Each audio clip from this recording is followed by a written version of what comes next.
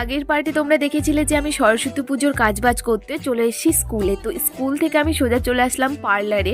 সন্ধ্যার দিকে নাকি পার্লার বন্ধ থাকবে, যার জন্য এখনই আমি থ্রেডিংটা করে নিলাম আর কি। আর যাওয়ার পথে দেখি হচ্ছে অনেকগুলো সরস্বতী ঠাকুর, দেখে বেশ ভালো লাগলো। তো বাজার থেকে ঘুরে এসে এই তো শুরু হয়ে গেছে, সবাই দেখি অনেক কাজবাজ শুরু করে দিয়েছে, মানে অনেক সবজি কেটে ফেলেছে। তো এখন অনেকটা রাত হয়ে গেছে, মানে সন্ধ্যা হয়ে গেছে। আর আমি এখানে বসে বসে বরের জন্য অপেক্ষা করছিলাম অনেকক্ষণ থেকে। বর গেছিলো কাজে, তো বর ফাইনালি চলে এসছে।